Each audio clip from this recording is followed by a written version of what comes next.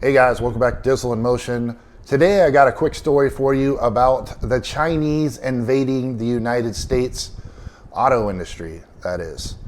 Now, there's been a lot of talk in the recent years about Chinese companies doing business in the United States.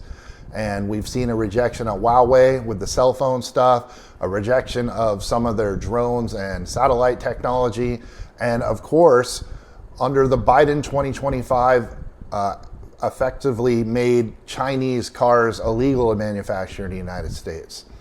Now, I think that's kind of ironic because we let them buy up all the farmland right next to our military bases, but I digress. Anyways, when you look at things like TikTok was going to be banned because it was a security threat. Huawei phones were banned because they are security threats. And as we can see by this news article, over 70 Democrats believe that building Chinese cars here is a security threat. Now, what's interesting here also, it's primarily the Democrats spearheading this, saying China's the big bad boogeyman, which typically that's conservative Republican behavior. So it feels like some of the roles have swapped here to a degree. Now we look at the thing about TikTok. TikTok was pretty much 99% going away. It had to be revived multiple times, but the Trump administration is the reason that TikTok exists today in the United States. For all the rhetoric and saber rattling that Trump has done about the evils of China, a couple of things remain true. They are a very important strategic trading partner for us. If we totally shut off the world with China, our life goes to shit, frankly. We have way too much dependence on them for manufacturing. The way we need chip manufacturing done by Taiwan, our textiles, our pharmaceuticals, our chemicals, so much of what we use on a daily basis actually comes from China.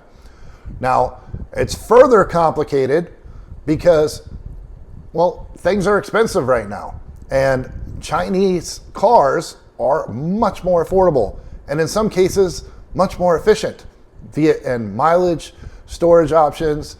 I've done other videos here on some of the Chinese cars just as a joke versus American cars, but the reality is they've come quite a long way in quality, reliability, and again, affordability.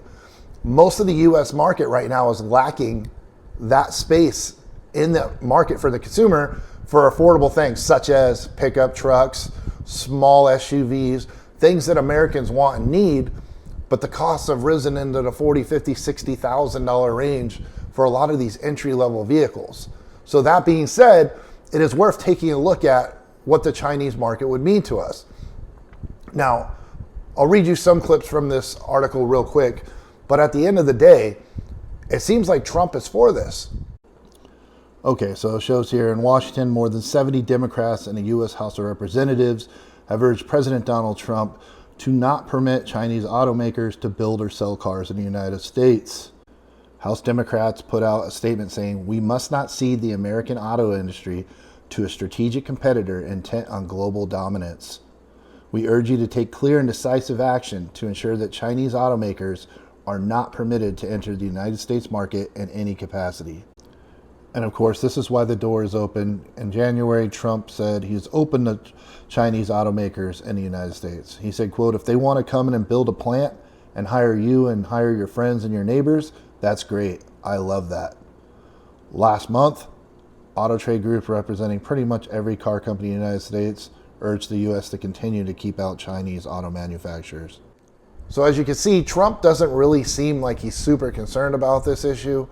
Obviously, senators and congressmen are, and obviously as are shareholders of U.S. auto companies, and they should be. But the question is, will this cause a ripple effect for prices to come down, or will it actually put auto manufacturers out of business? I don't know. I think the key there is what Trump actually talked about. If they build a plant here in the United States and they employ Americans to work in that plant, is it all really a bad thing? And we're giving consumers another option. I don't know. I definitely don't buy the security aspect of it, all right? Because here's the thing. They're saying, oh, China will evaluate the cameras inside the cabins of scanning Americans, and they'll steal their habits of where they travel and telemetry and stuff. I'm like, You mean do exactly what the US government does 24 hours a day everywhere we go? So, and why does it matter? I get why the Chinese government shouldn't have access to our technology, our military, stuff like that, yet we still give them farmland right next to military bases. But can you explain to me why it matters if China knows that I go to Denny's in my car, or China knows I went to Target in my car? I don't know. I don't see the security threat as they're presenting it there. And that's what a lot of these senators and congressmen, especially the Democrats, were saying. Anyways, what do you guys think about this? This is a quick one today. Is our national security at risk by China coming here and giving us more affordable cars? That's it for today. Thanks for watching. I'll catch you on the next one.